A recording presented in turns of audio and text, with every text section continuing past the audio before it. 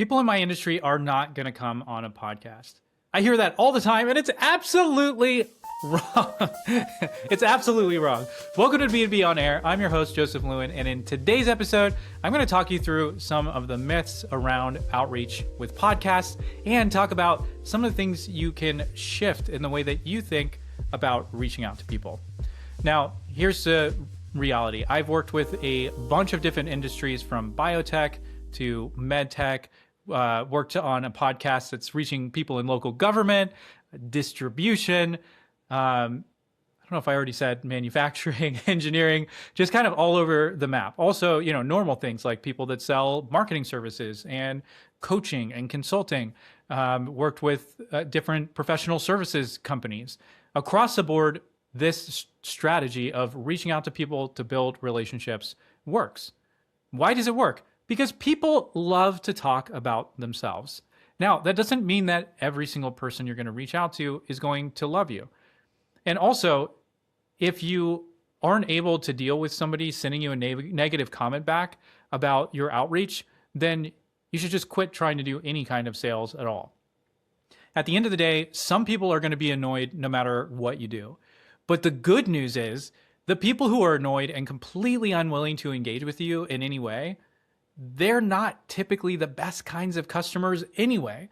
Whereas people who are a little bit more willing to take risks, a little bit more willing to put themselves out there, they tend to be the kinds of people that are going to take a risk and try something new, meaning that they're going to take a risk on you and buying from you, or they're much more likely to do that.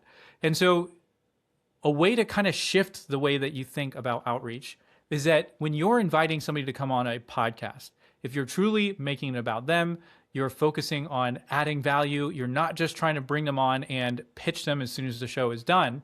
As long as all of those things are true, you're adding an incredible amount of value to this person.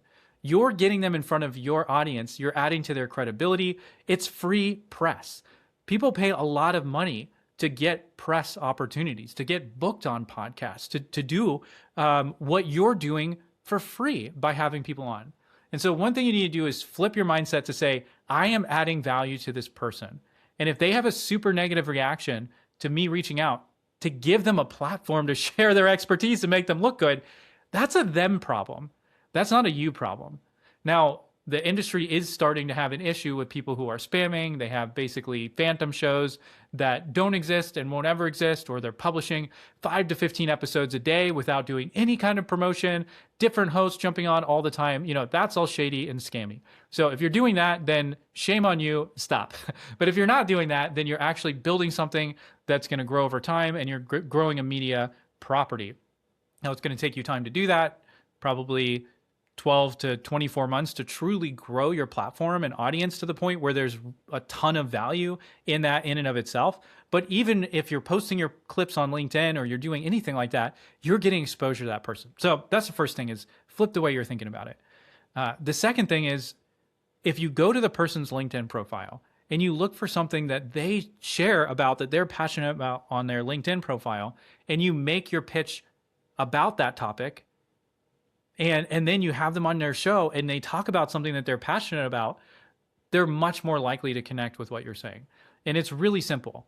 If you want to reach out to somebody and it's really important that they're on your show, you go to their LinkedIn profile, you look at their about section, and you look for something that stands out, where there's a connection to what you do, but it's something that they clearly care about. So if I have a show that's about sales and I go to a sales leader's page, I could just say, hey, I'd love to have you on my show to talk about how you close deals or whatever. But if I go to their page and they talk about how they were a Green Beret and how that plays into the way that they coach their sales teams, that's really interesting. And if I reach out to that person and I say, hey, I'd love to have you on my show to talk about how your experience as a Green Beret has helped you to be a better sales leader, they're way more likely to come on that show. That's clearly not spam, and I'm making it about them. And the episode's going to be way more interesting because we're talking about something that they care about and that they're passionate about. They're passionate enough about it to put it on their LinkedIn profile. And so it's something that's really good to call out, and makes your outreach way more personalized, and it makes your show a lot better. There's so much more we could cover on cold outreach, but the biggest thing I want you to take away from today is to flip the script in your own head, where you're saying, I'm coming from a position where I'm adding extreme value. And then as long as that's true, then you're good to go. And then make sure that you are adding value by making the guest experience great, by caring about them, by highlighting their point of view and their perspective.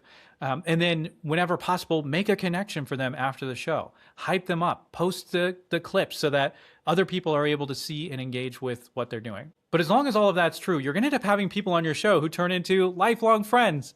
Maybe they end up coming to work for you in your business. They become champions for your business even if they don't work with you. There's so much value. They refer other people to you. So focus on adding as much value to the guest as possible. Make it about them. And then you don't have to be worried about reaching out and asking them to come on your show, because what you're really doing is saying, hey, I want to give you a platform and give you a ton of value. So I'm just going to keep it short, sweet, and simple. And with that, I'll see you on the next episode.